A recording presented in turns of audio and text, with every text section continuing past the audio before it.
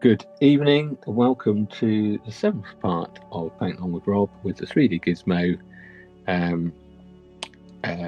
1/16 scale US tanker. I can see a crumb I've got, or a bit of dust it's got there, with myself, Rob, and Malcolm. Hello. Asking questions as and when he sees fit. So today, I kind of wrote a little subtitle in my notebook, dealing with the deets. So there's a few details which, before we get to the hands, which are really close to us, I'm going to deal with the neck, which I've been putting off. I think I've decided how I'm going to deal with it, which has got a throat mic and some cabling. There's another microphone here, and we may get close by the end of the evening to dealing with the holster. When those bits are done, we can do the gloves and binoculars, and that's all by the shouting. Well, obviously his stripes and those bits and pieces. So a little bit, but yeah, due to accessibility, when we're painting, we don't want to go back and ruin the hands while trying to get to the details on the front. Now, the first question I was asking myself was how to deal with the neck area. And what I've decided to do is, it's quite unclear around his neck. Or what I can say is that he has a throat microphone. And if anyone is interested, it is a T30 throat microphone and was used by the US Army, both in aeroplanes and by tank crews and things. It's designed so that you could be heard over the noise of engines and things, because it's coming directly from your throat. And the area below that, I'm just going to paint as a t-shirt or something, so it's just going to be an olive colour in the background, and then the details will sit over top. The throat mic is a bit of, I assume, plastic or something similar that contains the microphone, and then it's got some leather parts that attach to an elastic thing that goes around his neck. That's then plugged in or it's got a cable coming down here, which doesn't actually come from, it's a bit confusing when you actually look at research what this thing is. It doesn't go into the bit that I thought it should, and it then comes down his front down here. So the one in the middle is that cable. He then also has a T17 handheld microphone. I did find myself wondering why he has a throat microphone and a handheld microphone. I don't know exactly why. Maybe one communicates with, maybe he's a commander who's leading a unit and has to talk to, he's not one for internal communications, one for external communications set. Plugged into different radio sets. I don't know. Could be. That's my story anyway. His story I've given him. Yeah. The other thing is, so that plugs in and goes up to his helmet up there, and then hangs down. So this hanging cable there is the throat microphone, which in itself then has a strap. No, it's a strap, that one going up here, that is held around his neck by it. The model itself disappears, but we can paint where it disappears in the sculpting. We can give it kind of a bit of 3D volume by paint effects, hopefully. And that's kind of, so the hand microphone comes in. All these things come in slightly different colours, but there's nice versions of this with a grey kind of plastic with a black front and a little black volume knob or something on the side. So we're going to do that in a kind of grey colour, light grey colour, and a brown strap, almost an orange brown strap going around there. So it will, and I'm choosing those colours because it will just make it more interesting. Okay. You could, it could be any, there's darker olive greens and whatnot. So the first thing I'm going to do, and I should have done this ages ago really, and it's just my indecisiveness, I'm just going to put some of that olive green I've got here just a US olive drab from Vallejo and some forest green. There's going to be no real shading in this. These two here, these two here, I can't see that because I've got the screen in the way. And I'm just going to get that probably more forest green because I want it more green than olive drab. Maybe a little tiny bit of this here is the old brown black because it's going to be kind of slightly in shadow. Mm-hmm.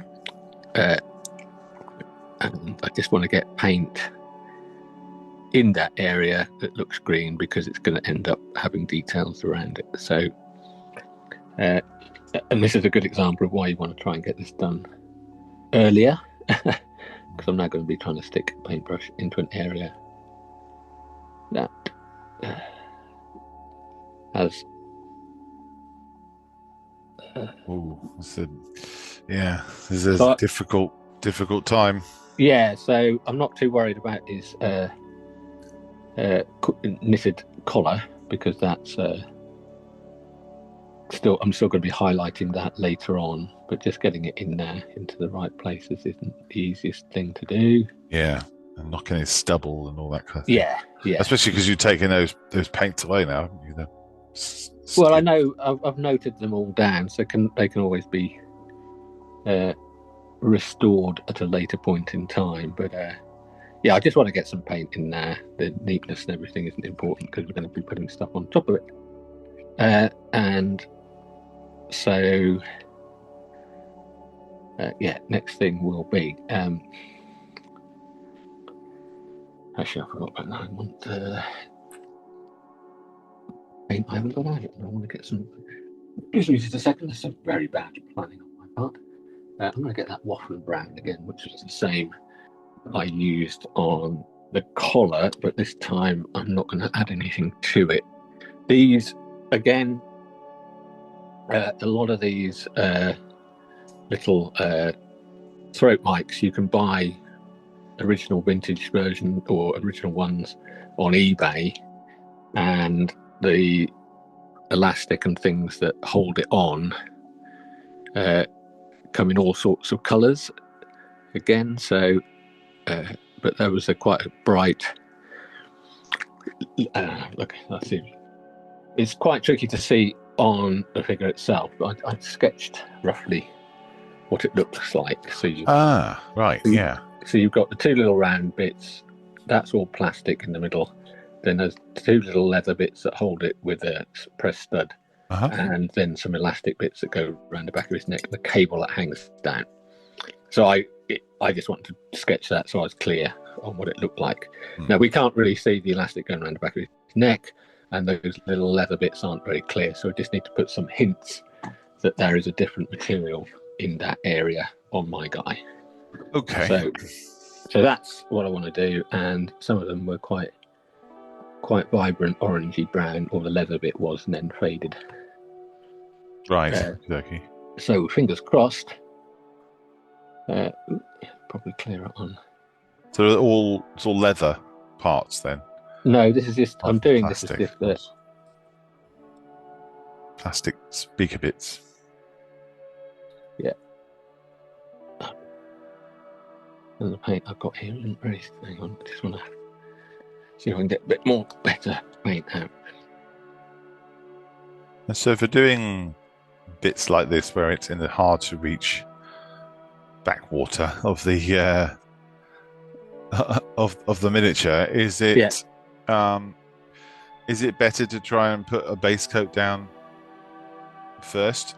You know, like you paint layers, you do the skin first and then the clothes. But if it's something really difficult to get to, is it a good idea to do it first and then you can make less mistakes? Yeah, ideally. Well, I mean, I don't think there's many points in time where. Hang on, I'm just going to move that slightly. Yeah, that's in the shot.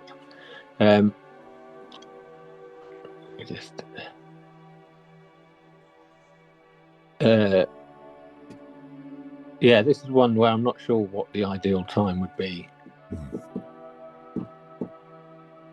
to paint that. I think probably before his jacket and everything, ideally, I think, in retrospect. Yeah. But I wasn't sure how to deal with it. Yeah. Well, I guess once you start painting it and you can pick out all the different things and what they are, then you can start to. Yeah. If it's not particularly clear, I think it's one of those things as well. I mean, my general rule of thumb that we paint inside out, it should have been probably before even the helmet, because it's the next thing outside is skin. So if you follow that kind of general rule of thumb, it should have been much earlier on. The delineation between it and the jacket collar is quite loose, I should say, or quite difficult to define. And it's even harder on this right-hand side as you're looking. Yeah. But there is the cable coming down there. So because it's a little detail, I'm not going to be going mad on trying to separate it out perfectly.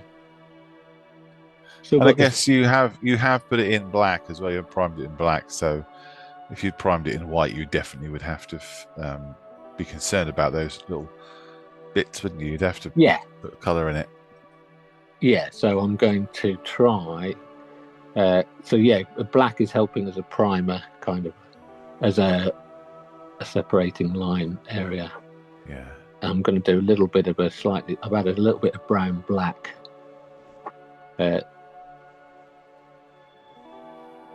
I'm putting it inside the neck. I'd really like to get some. So I'm adding a little bit of brown black or quite a bit of brown black to make it quite dark. It's quite thin. You can see how. Oh yeah. Yep. It's not, and I haven't got all that much on the brush. I'm going to try and put some just at the top between the skin and that brown line, because that brown is not dissimilar to the skin tone. So I just want to separate it out to say I am a different thing. Do you know what I mean? It's kind of yeah. Well, it doesn't have to be perfect, I don't think. Not in there, no. Unless someone's going to use your figure as a reference for their throat mic that they're drawing, or might be. Because hopefully, again, it's just a detail around. You're looking at the face. You'll be looking at the goggles, gloves, and all those kind of things. So it's just a little detail deep inside, kind of thing. The way I'm kind of thinking about it. I might just add now. I'll put that darker line above it. Might just go back with the brown,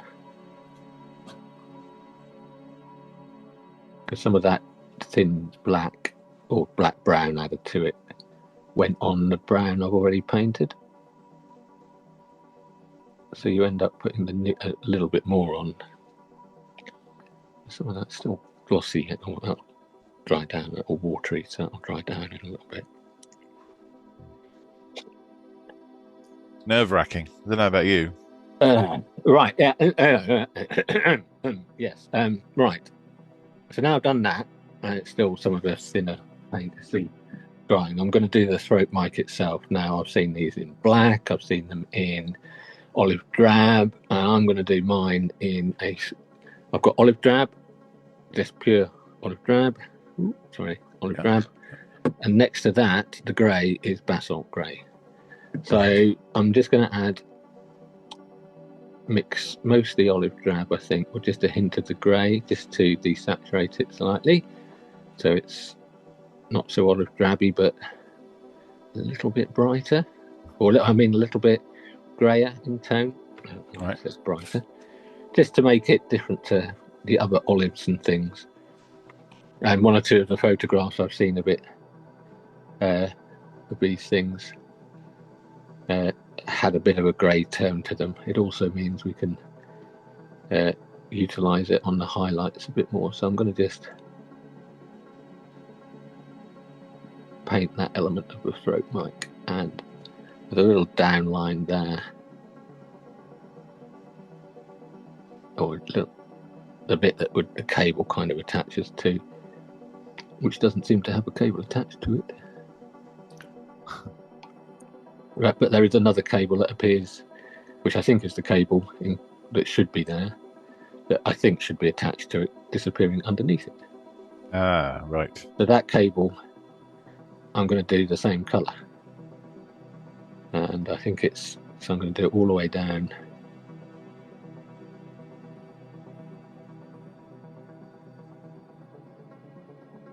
Front. Which, although it is a very different colour too, it's definitely got more of a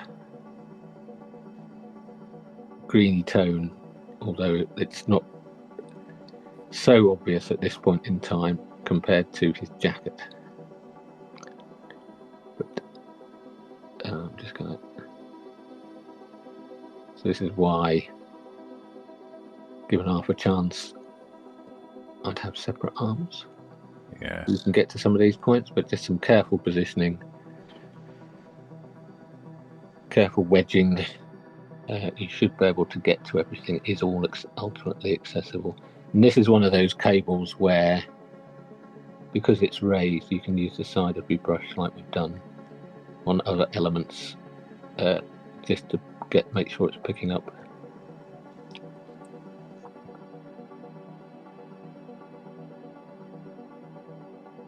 And if you did end up making a muck of it and just going over something, and how would you just well, I guess for this purposes we could just rewind the video, couldn't you, and watch? Go back, our time machine. Just rewind it. Yeah, I would. Again, I just get the colours out I used before. Really careful noting of colours you use when you're doing this. And it could be, of course, I mean, this is a week ago when I was doing some of this. You might be painting this in over a few days, and the colours will still be on your palette. So they're only not on the palette because of time while doing this. Yeah. So, and if you take photographs of the progress and the paints you use in at the same time. Yeah, I can't recommend that enough. Because not only is that good practice for fixing the figure you're working on, you might come to do a similar figure in the future that you want to use those colours on in the future. So definitely worth catching that information if you can get in that habit. It's a habit. I've not always been brilliant at it, but I'm getting better at it.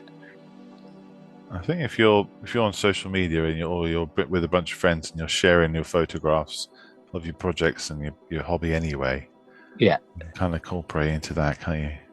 And people ask, what did you use for that? So you kind of go, okay. So what I've done is add just a little bit of the brown black into the olive drab and grey colour. And it's very, very thin, probably thinner. You can see how thin that is. And I've just glazed that very simply over the front part, but not the top. So I've made it slightly darker, and that will dry a little bit darker. Then I've got remember this is the olive drab and grey over here. I'm going to add, this is white grey. So it could be white, it could be a lighter grey. I'm just going to add the tiniest amount into one corner of that. And this. I'm just going to try and do a very light highlight just at the very top.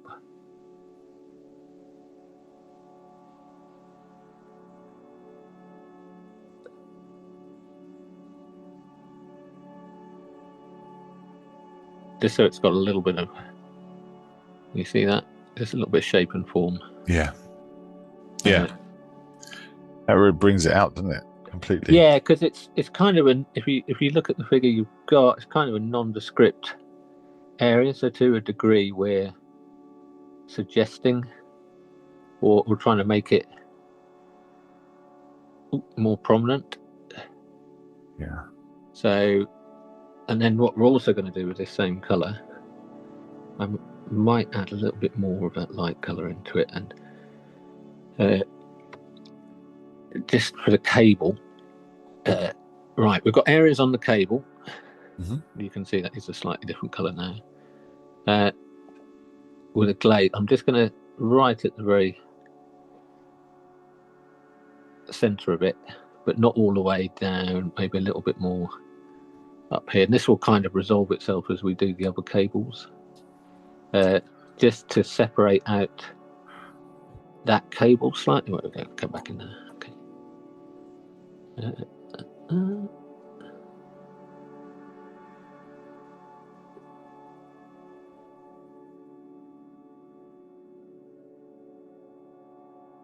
You'll see this the other cable will end up being black with some kind of bluey grey highlights in it. So we're kind of I'm going to, where that cable is adjacent to that black cable, I'm going to make it quite pale in colour just to make it pop a little bit more. Some of these decisions, you can make it absolutely 100% historically accurate to the colour you want. You can also make it a little bit more. You can push a colour a little bit more just to make it a little bit more interesting. So for now, you give us permission to do that. Yeah, go for it. I mean, that's one thing I'm learning more and more is that these are miniatures, not exact. I mean, they're attempting to be a replica, but they're not exact. They don't have to be perfectly perfect history lesson, as it were. Just going to pick up a little bit more of the brown added into the. I just want a dark kind of wash glaze to pick out that cabling a little bit more. Looking down on it from this angle, just to separate it. I'll probably come back and do that a bit more in time. Mm-hmm. Right. So difficult. It is difficult. I think without the hands on now, if the hands are actually separate bits that would slot in, you could do a lot more of this easily. So I mean, this here microphone, the other microphone is going to be tricky now. But that's what we're going to do next. Is that going to be black? No, it's going to be a grey colour. So that's annoying. If it was black, that would be much easier. Yes. No, this is going to be. I'm going to take some. So again, I like. It's kind of nice to use similar colours. So rather than get a totally different grey, I'm going to use the same basalt grey and some of the light grey. So we're starting off on a lighter point. I'm going to add some of the olive drab in it just to, from what I can remember of the pictures of this thing, I'm going to add a little bit of black down here. So I've got some shade colour already, because what I'm going to do with this, hopefully, is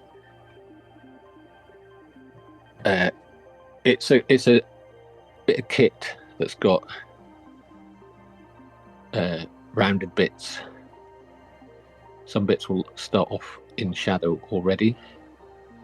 So what I'm going to do is take some of that darker tone, and I'm going to do, when I'm painting from the underside, I'm going to paint those bits in that darker grey. And then I can work up where I want high or where I want it to be brighter as we go. I try to work out exactly what the structure is. So we've got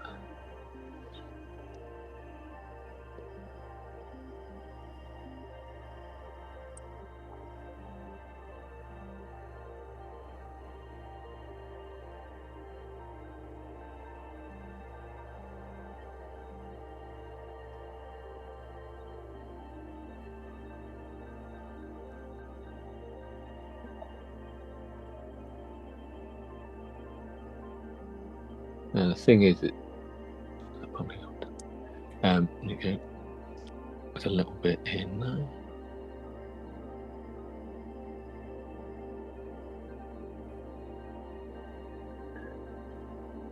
Now, you see, the thing is that my sketch. Oh yeah, look, I didn't tell you. I did a sketch to that one as well. Now that's a sketch of an actual one, and I think the kit. So you've got the front is black.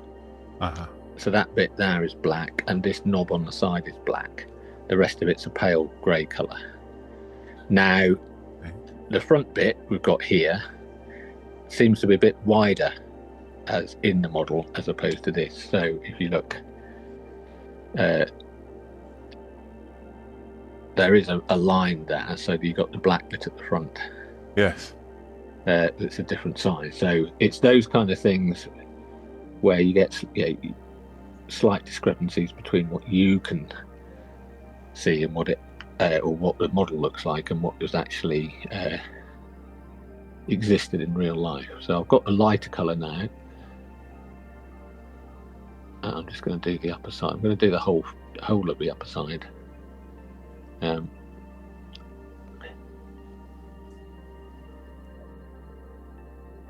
This is kind of just base coat really more than anything at this point.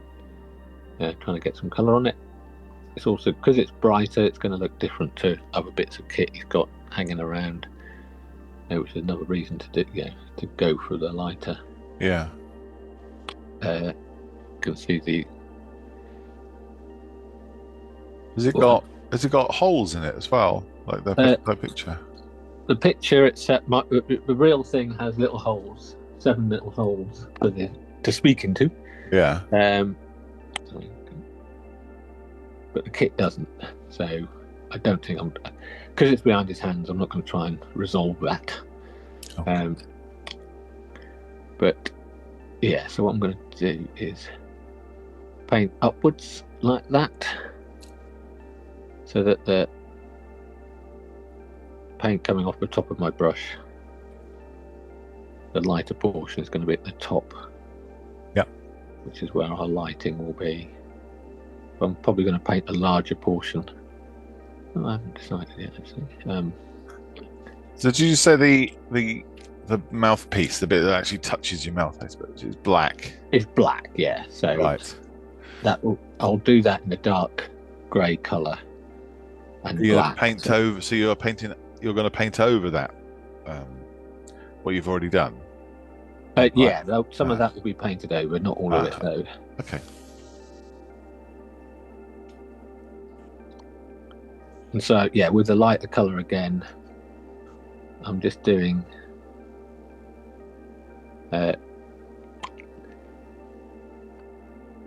front edge of it almost, just to give it form, because it's quite confusing in that, to be fair.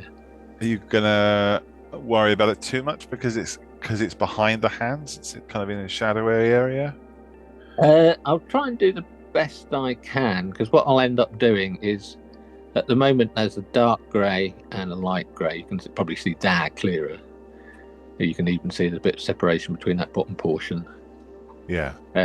And in the examples I could find online, that line at the bottom, which is kind of moulded in, doesn't exist in the real life versions I've seen.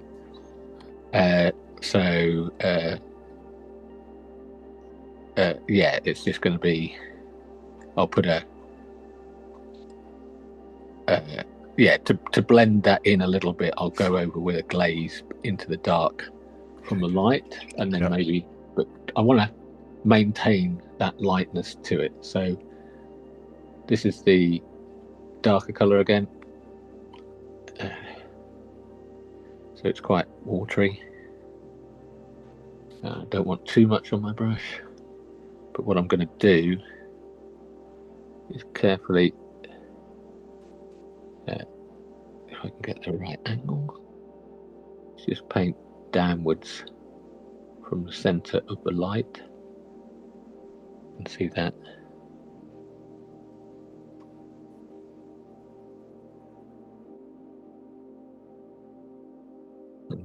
maybe see it easier here, where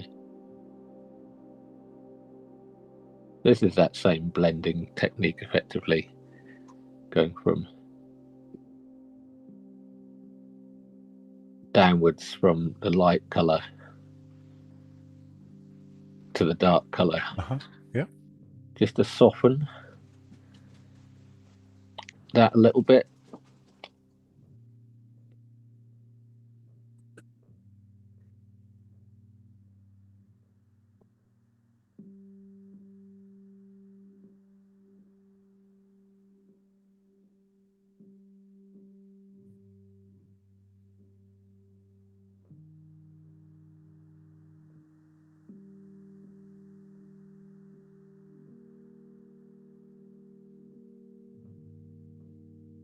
Yeah, grey's nice. And I'm probably going to go just a fraction higher, in a little bit more of a white grey colour added, just to make it really. Oh, and I've just seen I've managed to get. You can see that I've got some grey on his top. Hang on a sec. See, panic? Do we panic or what? We do this? I put water on it. There we go. Because of the nature of acrylic, if you don't spot it straight away, it can be a pain because it really does dry very quickly. And you can see how, because it was a slight pool in the middle that hadn't dried, the outside has where it was thin. I can go back over that later on with the original base colour again of his jacket. So I got rid of the worst of it. Things happen. Yeah. I mean, this is a good example of things happen. Don't panic. So that's just a thing that can happen. And, yeah. Well, it's good that you've demonstrated it for us. Yeah. So I usually, if I see it really quickly, I can get it, but that had a few seconds just to dry, and shows the nature of a layering effect, really. So yeah, I can deal with that later.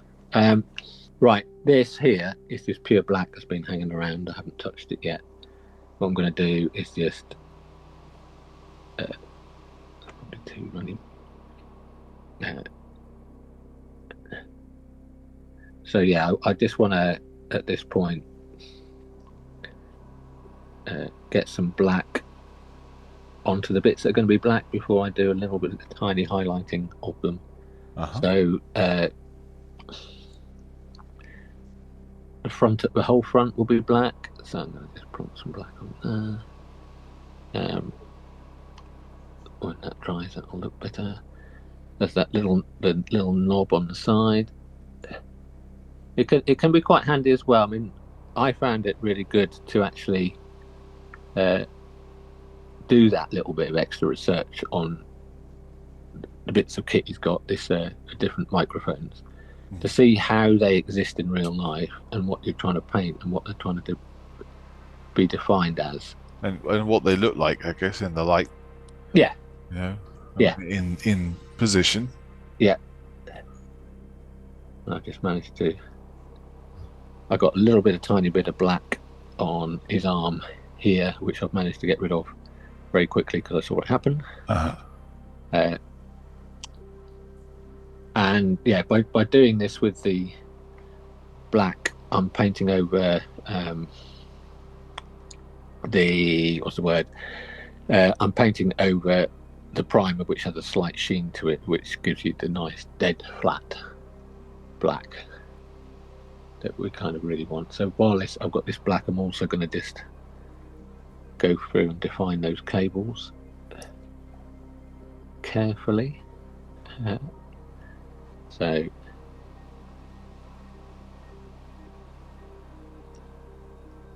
again, when I'm doing something like this, I tend to use not the tip of the brush, but the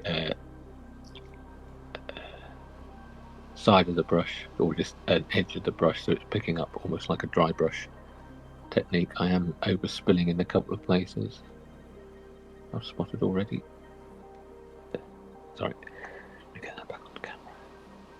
when we were discussing it, you were saying that going over it once and then fixing it again, and then probably having to go over it again.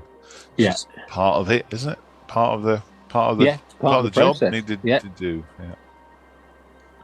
I was watching. I mean, the same applies for other aspects as well regarding the sculpting, even as well. I was watching the Alpine miniature sculptor Taesong Harms, how he will sculpt a bit with soft putty, then he'll carve it and file it, and then have to add more putty and correct it.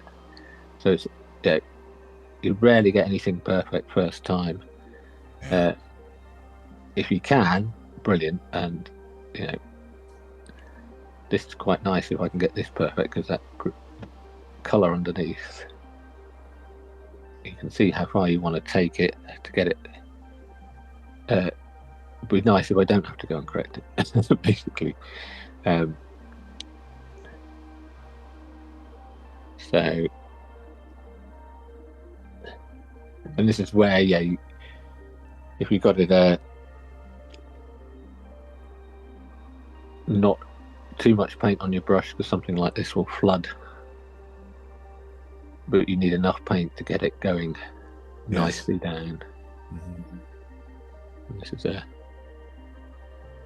good opportunity to take a deep breath.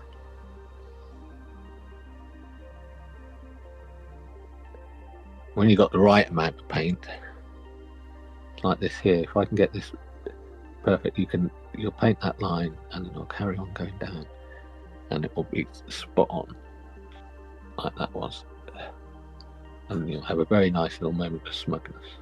I'd be glad that's being recorded.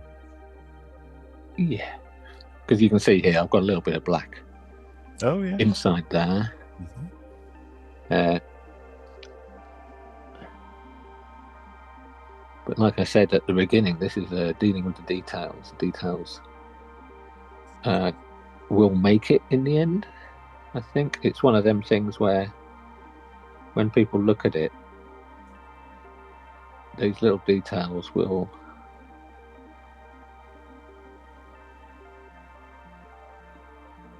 people will look at the overall thing and then they'll start picking out the little details. Oh, look at that cable. And, they braided cables? They don't look like them from what I could see. That's lucky. Yeah, because I wouldn't want to. I mean, if they were cast cable braided, I'm sure some were. They might have changed over the life of the war. They might, sort of thing you can imagine being braided in 1939, and then they kept getting in the way being braided, so they unbraiding. So they ended up putting them in a little protective coating. No, I'm pretty sure the United States tank commanders of that particular era had tartan on all their braiding. Pretty sure. I'll have to double check my references. That won't be difficult at all. So yeah, there's also one on, because this same cable from this thing goes,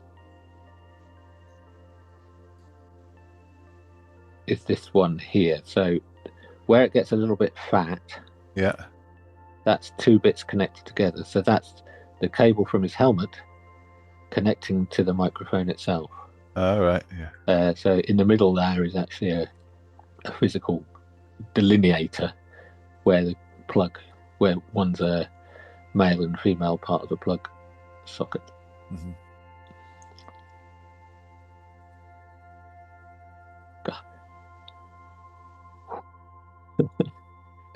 Right, so there's a little bit more of that to do. So yeah, it gets quite complicated. You've even got that round ring of the zip. You've got a whole load of things going on there. You've got the cable here, which is going down to the cable there, which is going down to the microphone. You've got a cable going past the microphone from the throat mic. You've got the straps going from the microphone around his neck. And the difficult thing will be to make them all make sense at that point, particularly.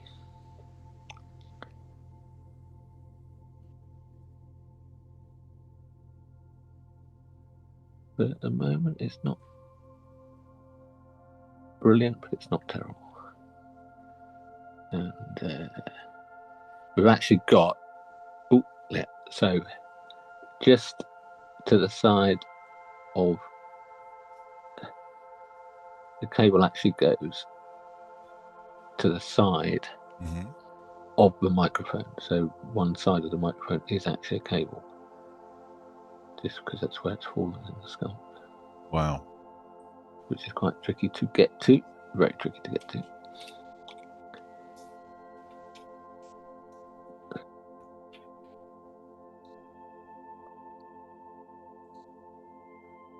Yeah. But already just even having those bits defined, it's looking a lot neater. I'm going to also... Would you only start neatening them up once you've done that section, or would you come back and neat them all up at once later on? I think what I'll do here tonight is try and neaten them as I go. So the cable from the throat mic, which is the lighter colour, I've already accidentally got a bit of paint on that, so I'm going to want to lighten that out again. So you can see why it's quite nice to separate all, the looped cable of the throat of the handheld microphone. Yeah. And having those different colours makes it interesting, doesn't it? It's kind of a little bit more separation of what each of the individual things is going to. So that's kind of the overall, and I'll try to rectify those as I go. I'm now going to just do, and see how this goes. I'm going to very carefully, for my sake, because I'm going to try and just do half, unless I screw it up, in which case I'll just... So, because it'll be closer to the real thing from the references I've seen, that front bit, you've got the line in the kit that makes the front portion in black look bigger. And I'm only going to paint half of it because I wanted to, because that black mouthpiece is, you can see there. Yeah. There's a faint line of the casting, and I've painted half of that black because that's more in keeping with what the real thing looked like. It was a narrower thing. So I'm doing that just to rebel. Yeah.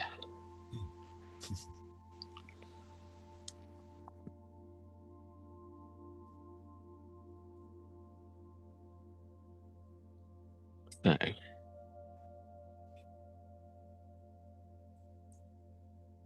that'll do for now, I think. Cool. Should we have a break, shall we? Yeah, I think that's a good natural break time. And then we'll come back and do a little bit more refining and his neck strap, all that kind of stuff. All right. See you in a minute. Okay. Right, welcome back after a little break. I went off and looked at my references, so I decided that I wanted to just lighten up slightly the greyness of the hand mic. So I've added a little bit more of a white grey, and I'm going to see how this goes. I'm going to kind of try and do this only on the upper surface at this point in time, as if it's a highlight, and just, I guess I went downwards with some shadow colour blending, and here I'm just going to do some very careful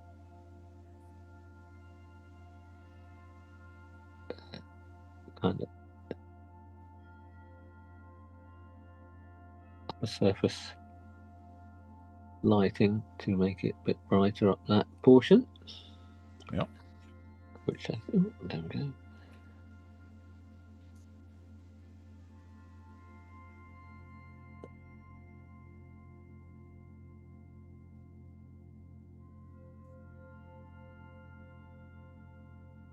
Okay, quite happy with that.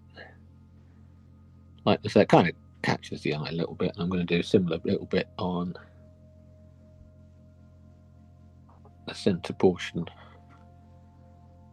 So it's just grabbing that light that is just on the edge under that shadow, yeah? Yeah, just give it a little bit more form and shape.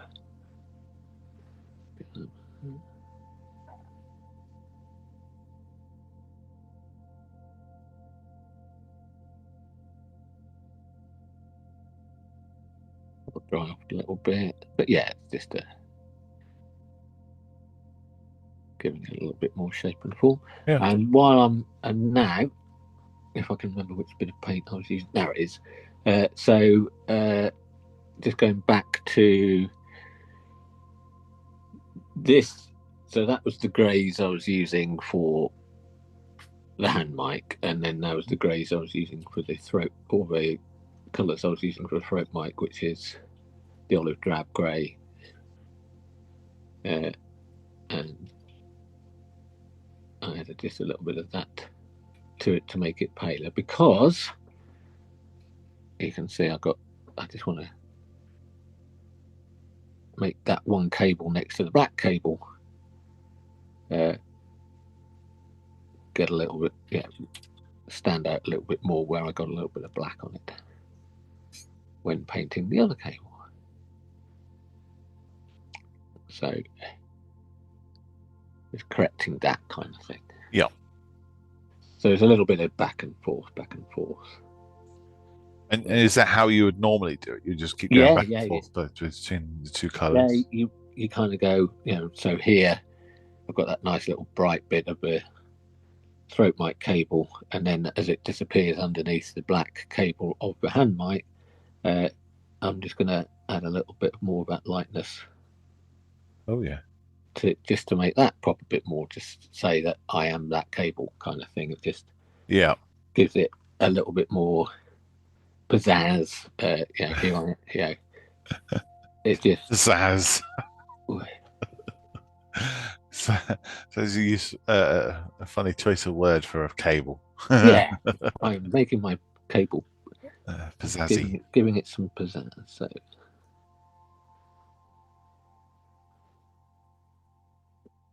So although that's brighter, it's actually really not as, still quite a drab colour in the context of the other items. The other items around it. Yes, it's a bit more vibrant. Yep. And I'm still not doing that ultimate lower bit. That's still quite of that colour. It's still a little bit. That particular bit is a little bit darker, so it's got tonal variation. That's quite, it makes the whole a little bit more interesting. The other thing I'm going to do is I've got a colour I don't think I've ever opened before, blue-grey, grey-blue even. And what I'm going to do here is that black cable and the black front and volume knob. Yeah. I'll keep saying volume knob because I'm avoiding just saying knob. Because it stands like the young ones or something. Well, it does now. You've said it like that. Now I've drawn attention to it. Yeah. So I'm going to just add a little bit of a highlight, effectively, into there with this blue, grey, and black. But by being the blue grey colour and not this basalt grey, which is a little bit more of a desaturated grey, it will have a different kind of overall highlight effect, I hope. So look, this is a bit more vibrant and will be more. That particular black is a gloss kind of shiny cable. And I'm not going to be doing it everywhere on the cable in the same way I didn't on. I want to make sure this isn't. This is going to be quite thin initially, where kind of a less is more. Just going to back up there. Don't want too much paint on the brush. I can always go back and glaze with more black to tone it down if it turns out to be too much. So yeah, it's not super critical. So where, to a degree, although that cable here that you're looking at is black, there's a bit of a light is catching it in, my lamp is catching it. So I'm going to try and make that effect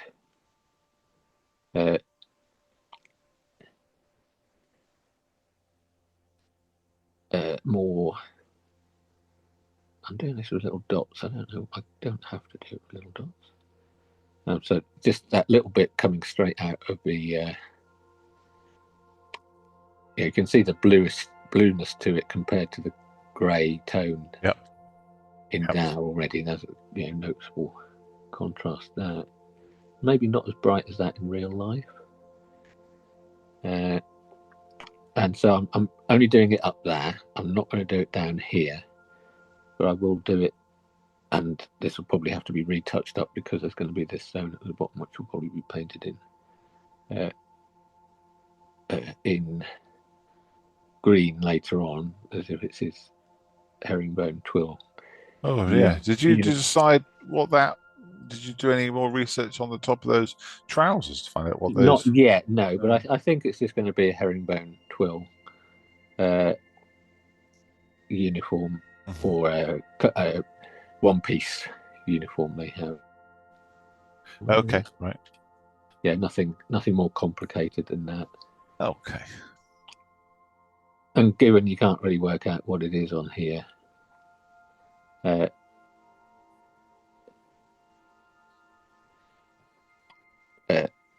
I'm not too worried about how much detail. So you can see I've just put a little thin line on there so that the light's coming down and a little bit on the lower side there.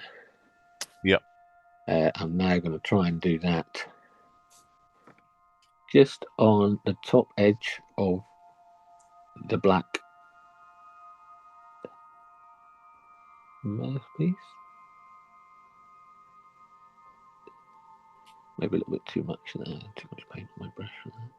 And that would be a sort of shiny black plastic, would it? Yeah. Which are you going to try? Are you going to attempt to do it like a lens, so you have the kind of curved? No, I don't think I'm going to make it. I'm not going to overcomplicate this, to be honest. Although I am going to probably do a little bit at the bottom. Yeah, there's a little in the molding itself. You can see. Yes. There's a little bit of light catching in natural light catching at the bottom. So there is.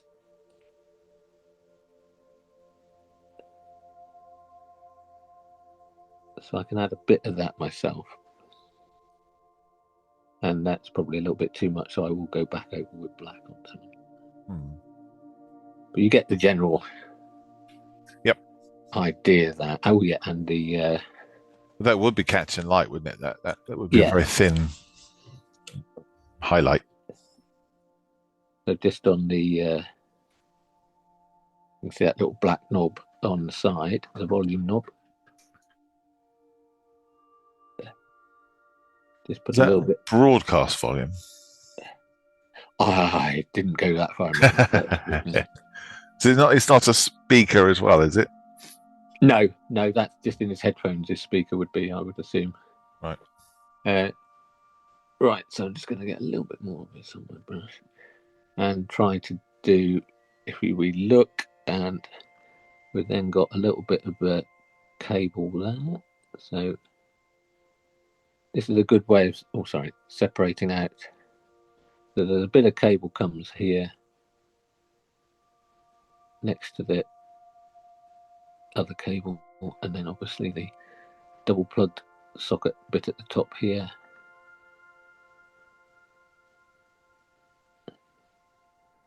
Just inside his neck there.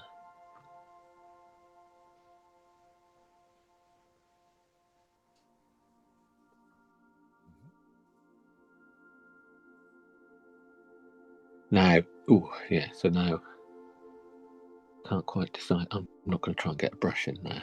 I'm just not going to do it because it disappears behind his.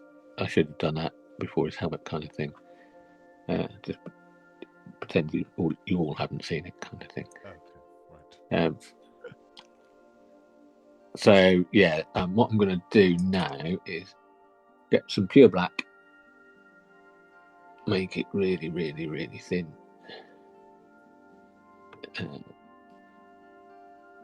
As thin as thin. That's pretty thin. You see, it's staining that colour underneath as opposed to covering.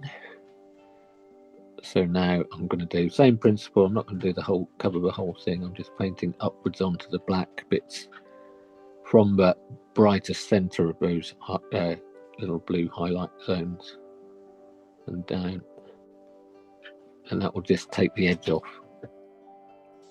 those and soften them slightly. And I can do the same up here.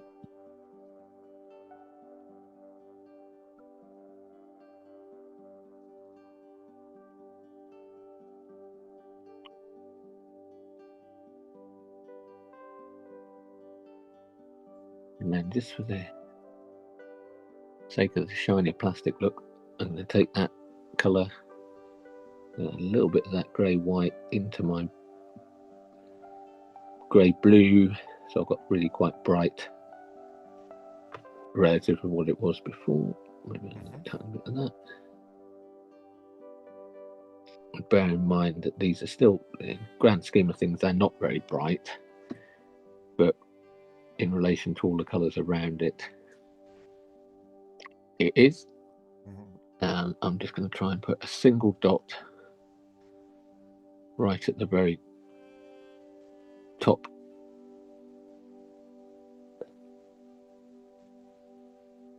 as a kind of a catch light thing. Okay. Yep.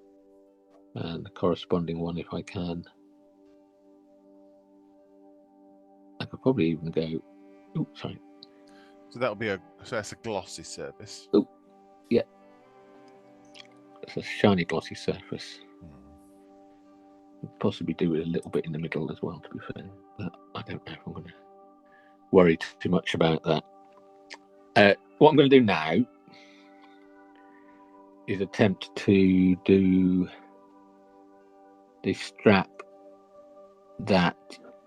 do a provisional strap that goes around his neck. So I'm going to take some of the brown I had before, which was the Waffen brown, but any brown would do, and I'm going to add some of the brown black to it. So I'm going to work from dark to light with this. With the idea being,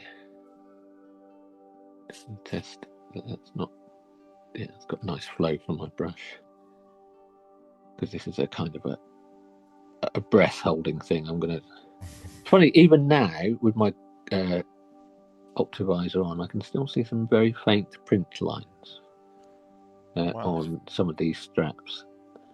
Wow. So in the grand surface of these things, on the big surfaces, managed to get rid of them. Yeah, I guess yeah. Well, I can't see it on the screen. No, and I wouldn't see it in the naked eye. So this is just very carefully painting with a darker tone so it can go.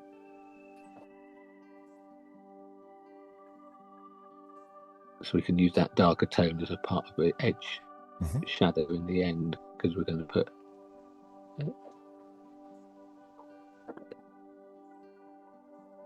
that's going up around the side of the neck. Now the moulding on the figure, the sculpting, has what I think is part of that strap round the back.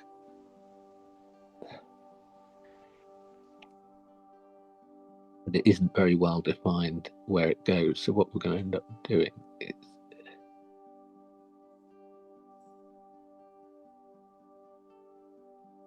painting it round here on the back of the neck.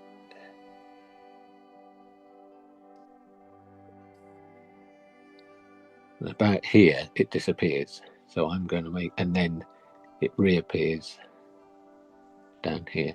Mm-hmm. So I'm going to make it, I'm going to paint it as if it existed and join it up just with paint. Okay. It's such a shallow strap, it's not raised, it's not giant kind of thing. But I just need to make this run to the collar.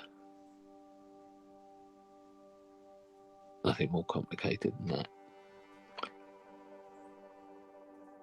No one's going to really be checking those kind of details. Really? I'd be surprised. You never know what judges are like these days. Mm-hmm. Is that what you're thinking of as you're doing? Are you thinking how a judge might judge it? No.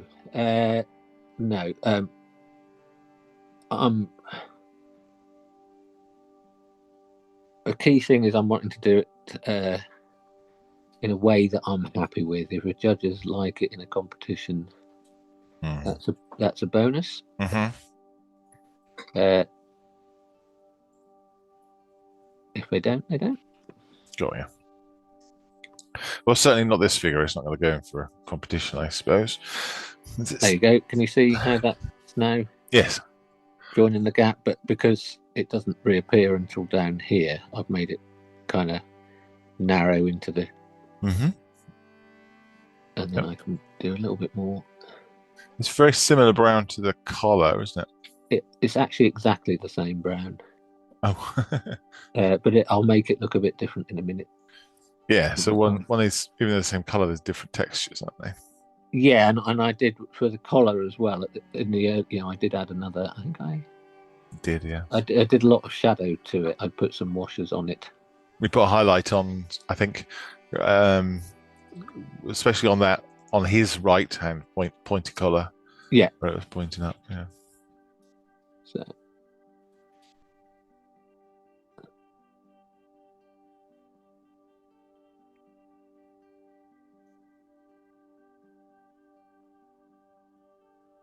So what I can do, what I'm going to do, right, that's the brown black there, isn't it?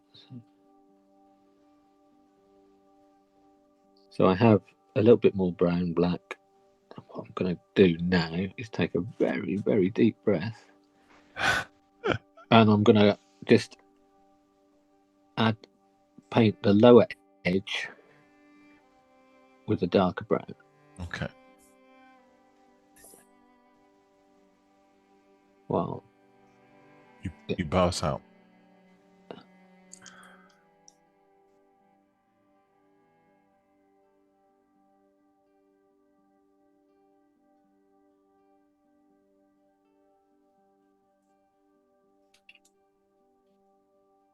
No, it's going to be worthwhile noting that if we're painting inside out kind of thing, I'm now painting over a strap I haven't painted.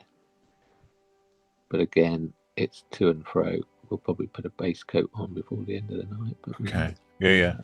Might not. Yeah. So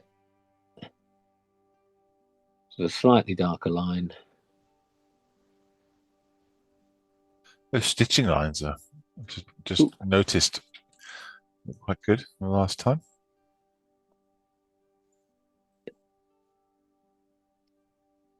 Might be able to shot that slightly. Oh yeah.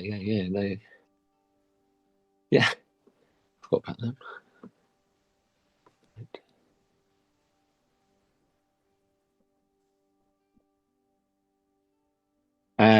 The reference examples I found of this strap had a little bit more of an orange tone to them. It may be that they were leather. I've got some orange brown here, which will be utilised later on in the shoulder strap or the shoulder holster. And for our purposes here, the actual Waffen brown on its own has quite an orange tint to it. I'm just going to take some of this orange brown and mix some of that in with pure Waffen brown.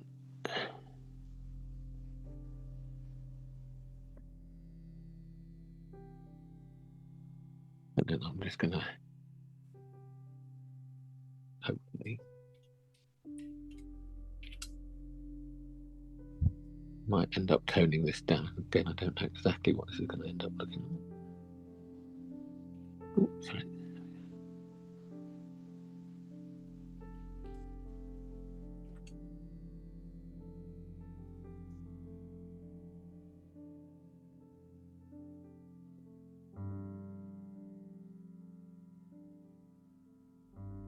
So this is giving it a highlight. So it's effectively a highlight. It's the actual main colour of it, and all the stuff I've done so far is kind of like the shadow portion, effectively. Okay, right. So the base was the shadow. So it helps, just define the edges a bit. To paint a line like this in the middle is easier than painting it this colour and then painting the edges, two edges. Sorry, I'm off camera.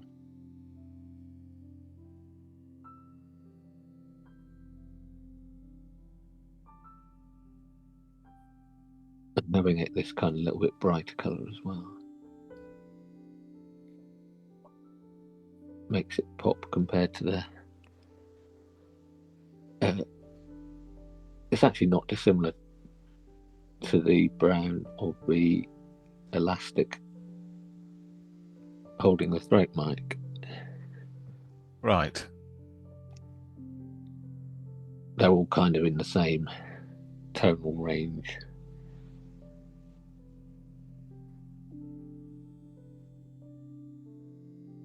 And bear in mind that this bit here is just flat. There isn't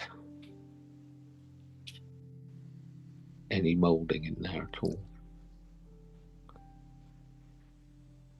So we're giving it that shape and volume from paint alone. And so just a little bit down here.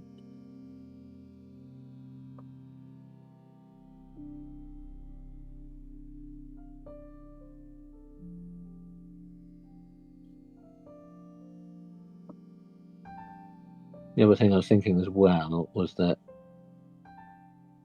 in terms of getting all those bits where I overspilled slightly on the colour onto the jacket, I have actually already mixed jacket colour twice, because I did 2 episodes ago, I did a base initially and then I did the refinement last time with a brand new mix on the palette. So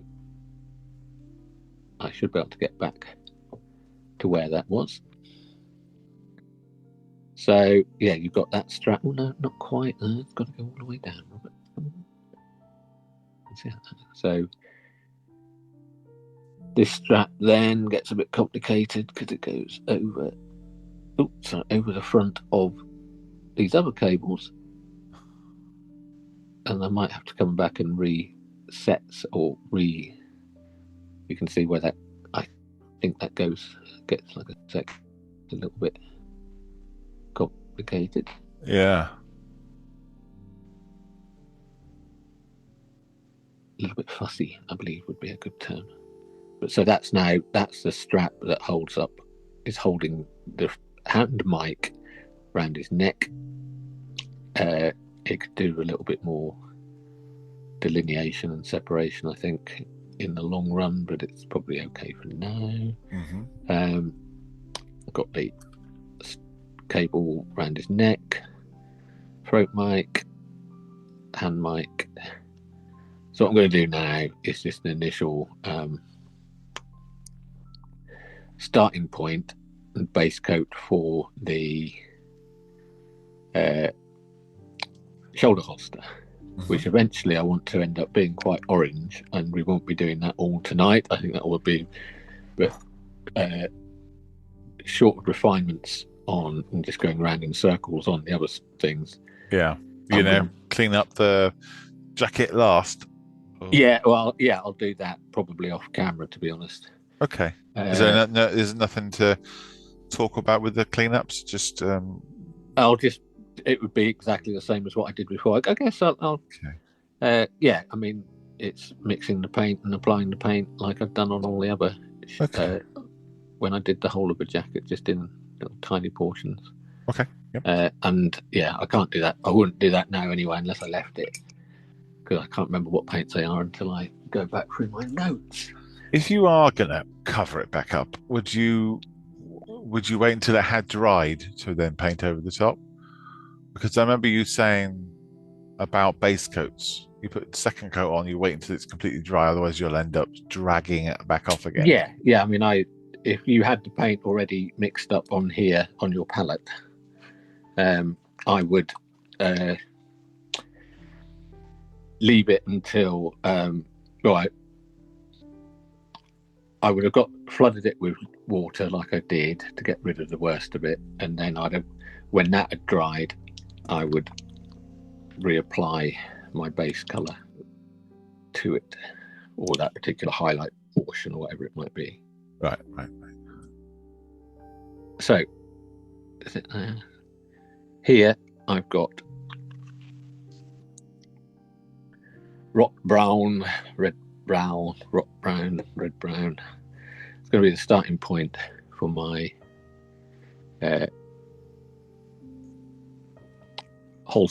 shoulder holster, and I'm adding some of the brown black to it. So I'm starting off with a dark tone, and I'm just going to get a base coat carefully, not particularly thin paint, but just enough to flow, hopefully.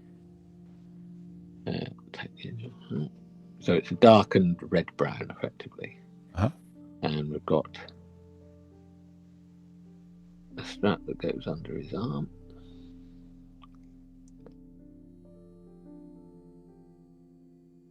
This is just one of those things of careful.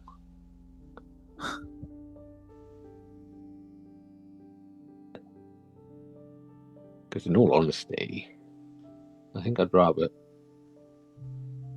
smudge some black paint thin onto the jacket than a red-brown colour thick, because that will dry almost immediately. Yeah. And be much harder to get off. I haven't done it. I'm not going to do it, but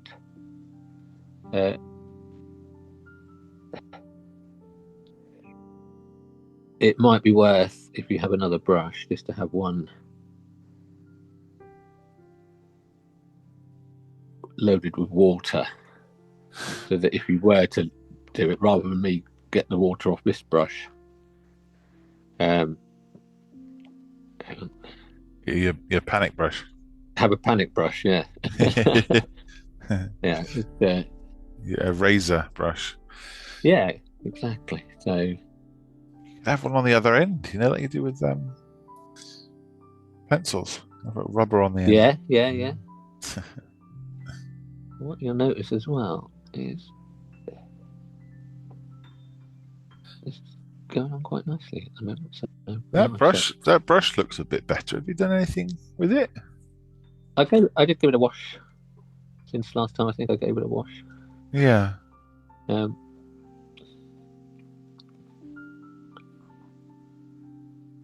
it's still got a little bit of clunkiness on the tip. You see that on my finger. I find I often get a brush where that little dot at the top, which I pulled off, or I should be pulling off, and is now gone. It's basically, I think it's just paint drying at the end. at the tip.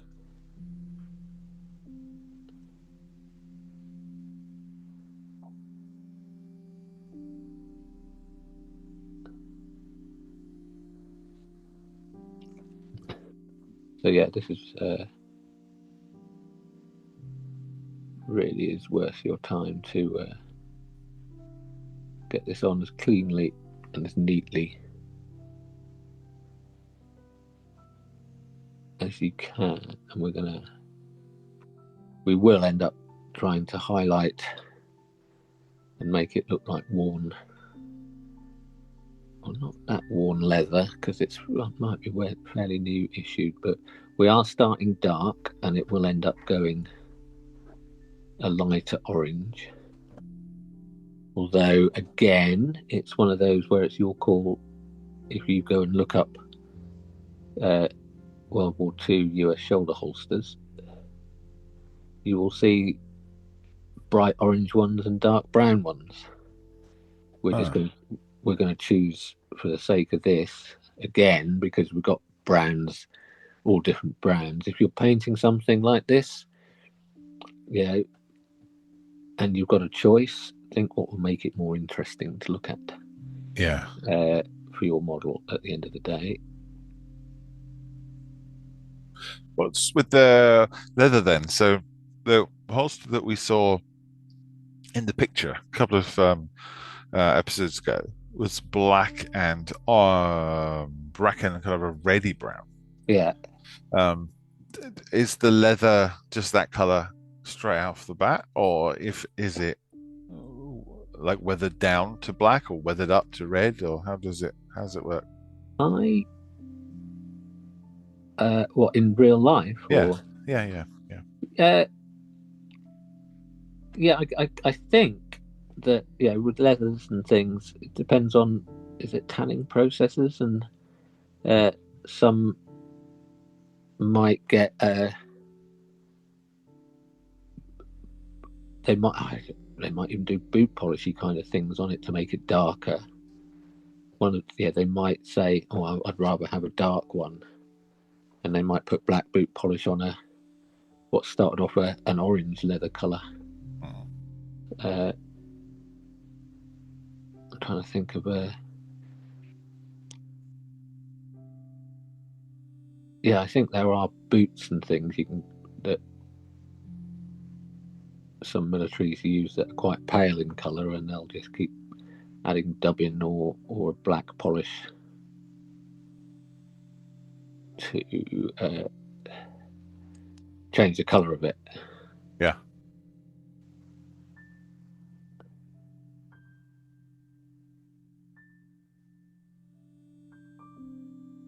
I'm going to be not overly cautious about getting if I get a bit of this base colour on. You can see the difference in tone between the strap on the collar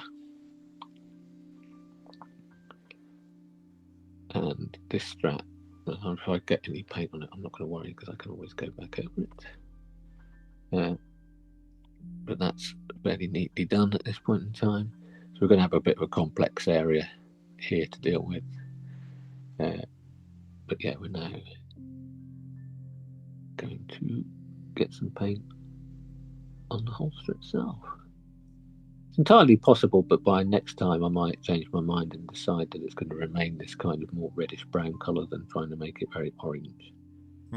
That's not out of the question. Do you think there two would be, you'd have one orange one brown one, or I guess it depends on whether I'll try and keep the whole thing consistent, I think. Okay, yeah. Once upon a time, perhaps he lost the strap and they had to get it replaced in stores, and all they had was the orange one. You could do that. That's another one of those classic backstory things you can come up with. Now, there's a strap that holds the gun. So I'll probably try and deal with the gun next time before doing the whole of the leather when I think about it, because it's inside out again. If you think about that logic, it's going to be easier to paint the gun and then paint the strap over the gun and paint the strap and try and paint stuff under the gun.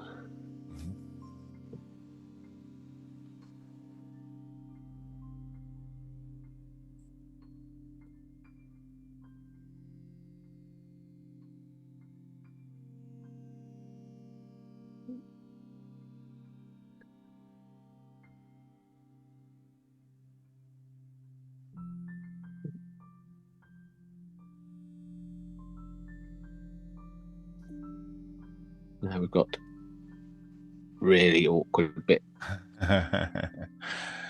Yes. The binoculars brown, or are they completely black? Don't know Or yet. is that up to you? I think they're going to be black. There'll probably be a specific model of binocular.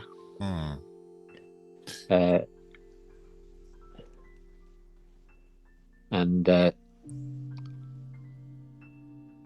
I'll have to work out what that is, but I haven't looked that up yet. I think they're going to be black and tones thereof, so it will be a not dissimilar approach to the microphones. Yes. Once I've researched it. Okay. But it could well be that we're going to have some glossy black bits and some metal bits, and that kind of thing, so there'll be layers. My screen just go darker. Not for us, but maybe. Okay, cool. Maybe you're running out of battery. Maybe I will double check that. I think it's all plugged in, but hilariously, the cable on, because I'm using this phone, the cable is wearing out. It's entirely possible that it is running out of battery. I don't know. I can't see. Well, if we disappear, we'll know. We've also got a nigh on impossible. Right, so this top edge of the holster is attached to a strap that comes up here. Yep.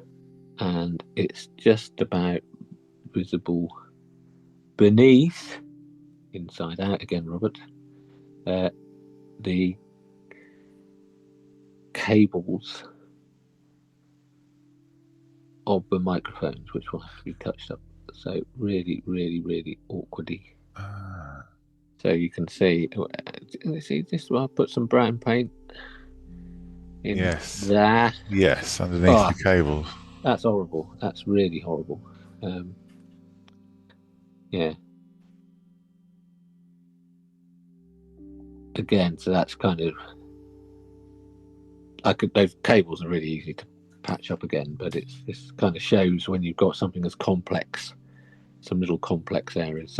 So I've got now got the upper portion of the holster, strap going over there. Yeah. What I'm going to do, I think probably is the last thing time wise as well. Okay. Is just take the pure black and put a base coat on the pistol itself.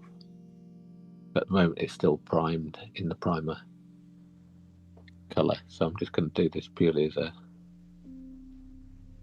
putting a base coat on, and then we've got decisions to make, like the handle itself has got wooden inlay.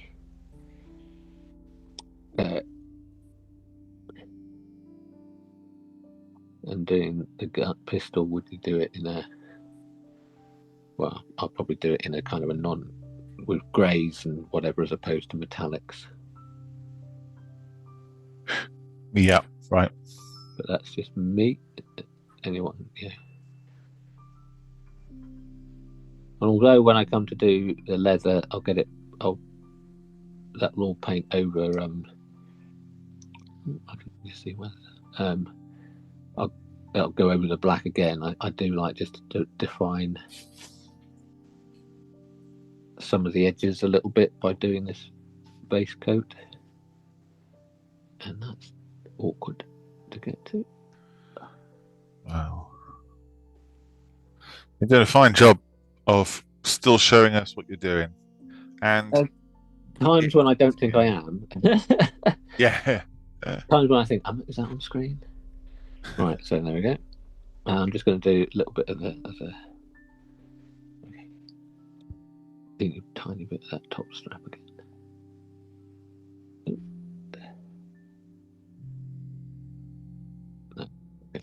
Angle. That angle's not working for me. So don't worry, folks. If you can't get to something, just move it around until you can. It's there we go. So this is the top portion. I've gone back to the leather again. So this is just the top element of that strap. There we go. So I think we've got more of the core elements in, even adding the brown. Just there's no highlighting, there's no leather look effects. It's just painted in its base color, but just by doing that in itself, you end up with quite a nice sense and feel of the whole thing. We're getting closer to the final thing. One decision I've got to make is what color to paint these gloves and how to do them. There are lots of different types of gloves that Americans wore, and there is quite a yellowy coloured version, which I don't think tankers use, but it could just be an interesting colour variation. Otherwise, it'll be more orange leathers again, which can be a bit tedious. Yeah. So I haven't decided on that, but I think done the microphones, done the cabling. You can, again, just although they're black, they could all just be black if you wanted, but adding a little bit of highlight and those brighter bits just make them pop out a little bit more. Yeah. Doing them different colours turn out to be perfectly historically accurate and make it just a bit more interesting for us as a viewer of the piece. Yeah. All that kind of stuff. And doing that strap across the back, which doesn't exist on the thing, just to make visual sense as well. Yeah. Lovely. So there we go. Superstar. Right. Well, be back next episode, eh? Yeah. Next time, part 8. Nearly there. Wow. Cheers, mate. Yeah. Take care, everyone.